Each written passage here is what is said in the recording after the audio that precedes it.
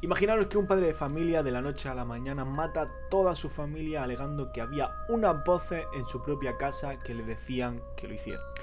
Bueno, paro aquí el vídeo porque nada más empezar la he cagado. Y no es un padre de familia. Era simplemente un chaval que mató a toda su familia, pero bueno. No sé por qué coño digo que es un padre de familia. No sé. Será para ponerle más... no sé. Seguimos con el vídeo. Y que en vista de que se trataba de un caso paranormal, la casa fue investigada nada más y nada menos que por los famosos parapsicólogos Ed y Lorraine Warren. Los conoceréis por las películas de Expediente Warren, La Monja, Annabelle, etc. Los Warren defienden al asesino alegando que se trataba de un caso paranormal y que ese padre hizo todo eso por las voces que escuchaba en su propia casa porque tenía el demonio dentro. Todo parece un guión de una película, pero ¿y si te dijera que es real? Y más aún, que es uno de los casos más duros y traumáticos para la famosa Lorraine Warren. Todo esto reconocido por ella. Se trata nada más y nada menos que del caso de Amityville. Y como no, toda historia que cuento en este canal tiene un protagonista. Ronald Joseph Batch DeFeo.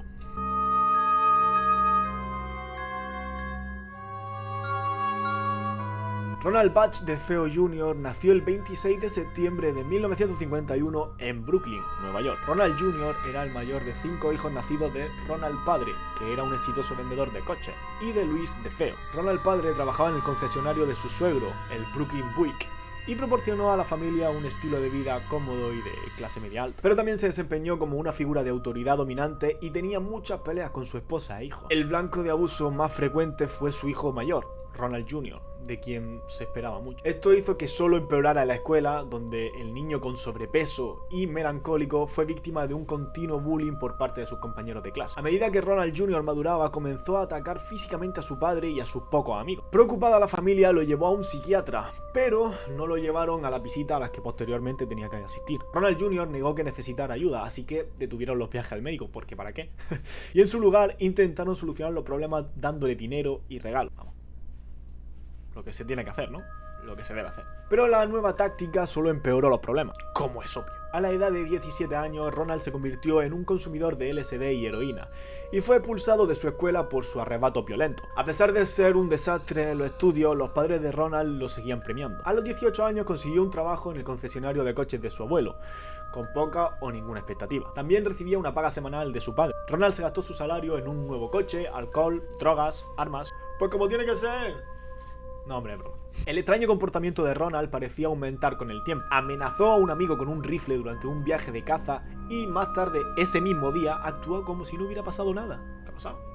Yo no sé nada. ¿Qué ha pasado? También intentó dispararle a su padre con una escopeta calibre 12 durante una pelea con su madre. Ronald apretó el gatillo a quemarropa, pero el arma no funcionó. Su padre, sorprendido, terminó la discusión, pero quedó sorprendido por la confrontación. El incidente indicó que los eventos más violentos estaban por venir. En 1974, Ronald se frustró porque pensaba que el sueldo que ganaba en el trabajo era insuficiente, así que planeó métodos para malversar el dinero del concesionario de coches. A finales de octubre, el concesionario le confió la responsabilidad de depositar más de $20.000 en el banco. Ronald planeó una simulación de robo con un amigo y acordó dividir el dinero en partes iguales con su cómplice. 300 de IQ, cuando es el dinero de tu abuelo. El plan se desarrolló sin problemas hasta que la policía llegó al concesionario para interrogarlo. En lugar de contestar tranquilamente a las preguntas de los oficiales, Ronald estalló con un ataque de ira. Cuando la policía, sospechando de que Ronald estaba mintiendo, le pidió que entrara a la comisaría para ver fotos de posibles sospechosos. Y se negó. Ronald padre comenzó a sospechar que su hijo había cometido el robo. Pero cuando le preguntó a su hijo sobre la falta de cooperación con la policía, Ronald lo amenazó con matarlo. Lo más normal del mundo. Sobre las 3 de la mañana del 13 de noviembre de 1974, en el 112 de Ocean Avenue, no sé si lo pronuncio bien, Ronald llevó su amenaza a cabo. Tomó entre sus manos un rifle Merlin calibre 35 y decidió matar a su familia. El primero de los 8 tiros fue para su padre, a quien le disparó en la espalda. Este tiro le afectó al riñón y salió por el pecho. Seguidamente apuntó el arma a su madre, que estaba al lado tendida sobre la cama, y disparó otras 2 veces. Las balas destrozaron la caja torácica y su pulmón derecho. Tras contemplar durante unos segundos los cadáveres, se dirigió a la habitación del resto de sus hermanos para matarlo. Sus hermanos dormían en una habitación y su hermana en otras 2 diferentes. Mark y John fueron los siguientes. Ronald se situó de pie entre sus 2 camas y disparó una vez a cada uno mientras dormían. Las balas desgarraron sus cuerpos, destrozando su órgano. La hermana pequeña, Allison, se movió y alzó la vista cuando su hermano apretó el gatillo. Estaba despierta cuando murió. Su madre y ella fueron las únicas personas que se despertaron en el momento de los crímenes. En cuanto al asesinato de su hermano Dawn, Ronald apuntó el arma a su cabeza y le disparó al lado izquierdo del rostro. Consciente de lo que había hecho, Ronald se duchó tranquilamente. Recogió la ropa ensangrentada y el rifle y lo alejó del lugar del crimen. Los echó al coche y se deshizo del arma en un desagüe. Después fue al trabajo, al concesionario de su abuelo. En mi opinión, creo que era perfectamente consciente del daño que había hecho y se propuso fabricarse una coartada que posteriormente le podría salvar el culo. Es por ello que se deshizo de las pruebas y se marchó al trabajo antes de lo normal. Como su padre ese día no fue a trabajar porque estaba muerto, se fue de la empresa al mediodía. Por entonces ya había llamado por teléfono varias veces a su casa para intentar contactar con sus padres falsamente. También llamó a su novia Sherry Klein para decirle que quería verla. Al final se dirigió a su casa a eso de la 1:30 de la tarde. Allí le contó a su novia de forma casual que había intentado contactar con sus familiares varias veces y a pesar de que sabía que estaban en casa, no habían obtenido respuesta. Incluso llamó de nuevo a su casa desde el teléfono de su propia novia para demostrar aquella teoría. Perplejo pero despreocupado, estuvo de compras con su novia durante toda la tarde. Después condujeron a la casa de un amigo de Ronald, llamado Bobby Kelske. Le contó lo mismo que a su novia, que había intentado llamar por teléfono a su casa sin éxito. Le preguntó que si iba a salir más tarde y hablaron sobre la posibilidad de quedar alrededor de las 6 de la tarde en un bar. Llegaron al bar sobre esa hora, era el bar Henry. Allí DeFeo volvió a mostrar preocupación por la incapacidad de contactar con su familia. Además, le comentó a su amigo que iba a ir a su casa a ver qué pasaba. Unos minutos después regresó al bar muy nervioso y con mucha prisa solicitando ayuda y contando que sus padres estaban muertos. Los dos amigos, junto con multitud de personas más que se le unieron, entre ellos un tal Joe Jesquit,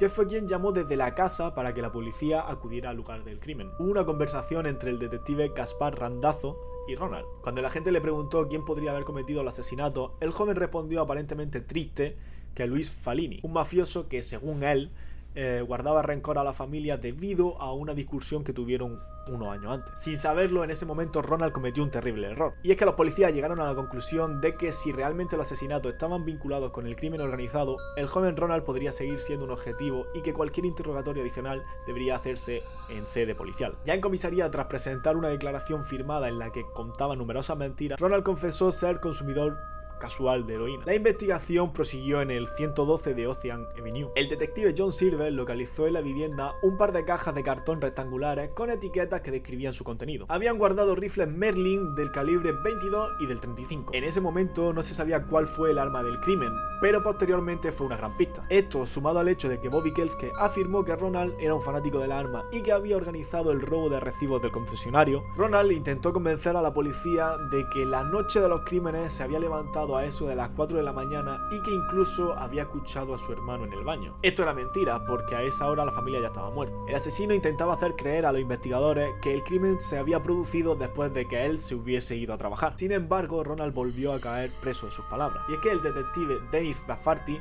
le explicó que eso no era posible, puesto que la familia había sido encontrada en la cama con ropa de dormir. Por lo tanto, habían muerto durante la noche. Al final se estableció que Ronald estaba físicamente vinculado con la escena del crimen. Acorralado, se inventó otra mentira más. En ella decía que durante la noche del crimen, el mafioso Falini le despertó, le puso un revólver en la cabeza y junto a otro hombre presente en la habitación, recorrieron una por una todas las habitaciones asesinando a cada uno de los miembros de su familia. Es decir, que él fue testigo del asesinato, pero no había hecho nada. Al final se derrumbó y confesó que él, y solo él, había sido responsable de la matanza. El juicio comenzó a mediados de octubre de 1975, casi un año después del asesinato. Aunque el abogado defensor de Ronald DeFeo, William Weber, trató de convencer a los presentes de que su cliente padecía una enfermedad mental y no tendría que ser considerado responsable legal del crimen, defendió que todo lo que hizo fue por unas extrañas voces que escuchaba. Finalmente fue condenado 25 años de prisión por cada uno de los fallecidos. Fue el 4 de diciembre de 1975. Ronald DeFeo no escuchaba voz. La fiscalía cree que el motivo de Ronald a la hora de cometer los asesinatos fue la de obtener el seguro de vida de los padres, teniendo en cuenta también la relación tan mala que tenía el asesino con su padre. Ronald falleció el 12 de marzo de 2021 tras más de 40 años de prisión. La casa donde ocurrieron los hechos cogió una enorme fama precisamente tras esta noche. En 1975 la familia Lutz decidía mudarse a la casa, que había conseguido comprar por muy poco dinero, debido a la fama y a que nadie quería vivir allí tras lo sucedido. Sin embargo, el mismo día que se establecieron comenzaron los fenómenos extraños. Desde pesadillas sobre los asesinatos con datos que nadie sabía, sustancias por las paredes o siniestras habitaciones secretas, a la supuesta aparición de criaturas demoníacas con apariencia de cerdo con ojos brillantes. La familia intentó practicar un exorcismo a la casa con colaboración con un sacerdote, de quien luego se dijo que habría padecido una extraña enfermedad y varios accidentes. Intentaron practicar el exorcismo hasta en 2 ocasiones sin éxito, llegando a un punto que pasó algo tan espeluznante que la familia huyó con los puestos de madrugada 28 días después. Obviamente su caso saltó a la primera plana de la prensa y el escritor estadounidense Jay Anso publicó un libro en 1977, The Amityville Horror: A True History, donde relataba la experiencia de los Lutz en la casa de los horrores. La popularidad del libro se disparó sobre todo por tener estampado en la portada que se trataba de una historia real, lo que hizo que miles de apasionados por lo paranormal pusieran los ojos en la vivienda. Una de las visitas más famosas fue la de Ed y Lorraine Warren, que en 1976 decidieron ir al lugar a investigar sus presuntos demonios, acompañados por los reporteros de un canal de televisión. Hoy podemos saber que al menos para Lorraine Warren, Amityville fue el caso más terrorífico de su carrera. Así lo confirma en una entrevista. Lorraine no tenía ni idea de qué había pasado y en qué habitación, pero en cuanto entró a la habitación de Ronnie DeFeo, se paró en el marco de la puerta y salió diciendo que no podía entrar en esa habitación, porque había un gran mal y mucha opresión, como si estuviese sintiendo lo que sintió Ronald. La propia Lorraine confesó que el caso de Amityville había sido el más terrorífico de su carrera, incluso asegurando que ese lugar era lo más cerca del infierno que quería estar en su vida y no pensaba cruzar ese límite. Y pues nada, pues esto ha sido el vídeo por hoy, que quería saber qué opináis sobre este tema, porque bueno, a ver, es una pregunta absurda que se sabe la respuesta ya, pero seguramente hay alguien que crea en esto. Vamos, que hay alguien que piense que de verdad hay fantasmas y que Ronald hizo lo que hizo por las voces que escuchaba en esa casa. Sin más, dejadme qué opináis y vamos a ver. Y pues nada, darle like, suscribiros y os quiero mucho. And you know, the conversation, me calling them all them names, she said, "Oh my God, Ronnie." Ronnie being... Him, not me. Him, not you, okay. They call me Butch. Nobody called me Ronnie. And I said, "What the hell?" You know, I said, she's defending him.